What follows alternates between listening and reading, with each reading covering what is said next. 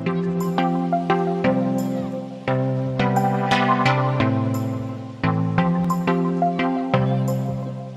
name is Abigail Mbalo. I was born in Gugulethu, grew up in Khayelitsha. I never thought I would leave the dental technology profession until Masterchef SA season 3 happened. And I was, yes, my family asked me to take part in it. I was like, okay, why not? So I went through the cold audition. You know, again, taking pride in the food that we eat in South Africa, all cultures, cross-cultural. And I made a trio of birds terrine, which was umleqwa, you mostly find in the township, a duck, and a turkey. During the time I was on MasterChef, I actually realized that if I'm gonna get this kind of publicity in this industry, which I'm not professionally qualified in, I might as well take this and put it into good use. Use it to make a difference. I've always had these dreams that I think I can make a difference in someone's life. So through observations of whenever I came to visit in the township, I noticed their eating lifestyles, that there's a lot of chisanyamas, very little, of few spaces where one can get a balanced meal on the plate. Obviously, with not easy to get, you know, facilities to do your cooking, the food truck was the next best option, and also I would have been able to move around with it. I actually draw a lot of inspiration from my upbringing. I remember growing up NY7 Gugulethu. There's a field that was called NY38 right in front of our house. There were wild mushrooms growing there. There were fruits in our backyards growing. There like figs, apples, grapes, we would eat from neighbors' trees.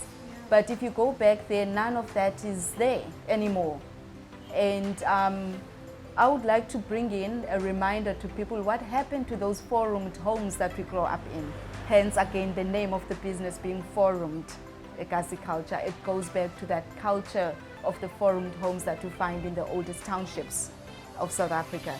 What I do with my meals as well, especially on the fine dining side, I base most of the dishes going back to that inspiration of the foods that used to be cooked back then. And yeah, so what we've done, we started planting in crates as well, 2015 in the backyard, and then we rolled out some of the crates and planting material to neighbors to start off their own gardens. And we also support another garden that's called Umoya Wekhaya Organic Gardens, that's run by old ladies. Beautiful garden with the best ingredients. So whenever I have like big functions, I go and get my supply from them. Luckily, my husband and I are quite thrifty. So we've always been saving. And when when I was on MasterChef and the idea of opening a restaurant in the township came about, and I told him, we looked at different ways, what would be the easiest way and the most affordable for us in what we have in our savings pocket to start off with. A group of people who also came earlier that they like this, they would like to get something to eat, and they realize that it's not as the usual stuff that you find in the township. Then I had to explain that this plate, umka, I'm sure your grandma cooked this. Sure. I do mine, but it's done slightly different, and it's creamy, it's tasty. And then with the chicken skewers, they've got a curry taste in it. Like, okay, so that there was actually quite a number of them who would have probably liked to order, but they said, okay, give us one plate. Because now they want to taste, is this they're going to like it?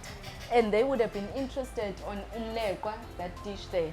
But the price in other areas, it's about 40 rands, and we charge 60 rands.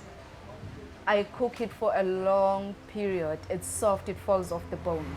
So there's a lot of, you know, factors that come into play with costs. I would get people asking, is the plate big?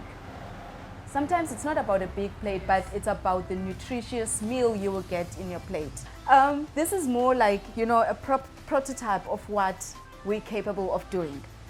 And definitely would love to get some funding and have the first fine dining restaurant in the township. Luckily early last year we bought this property, which is like in a very nice location. Yeah. If it goes up, you can actually get a nice view of the wine lands if you're on the roof. So ideally, I would love to have that. And that's why we started with just the takeaway without the sit-in came in as last minute in December last year.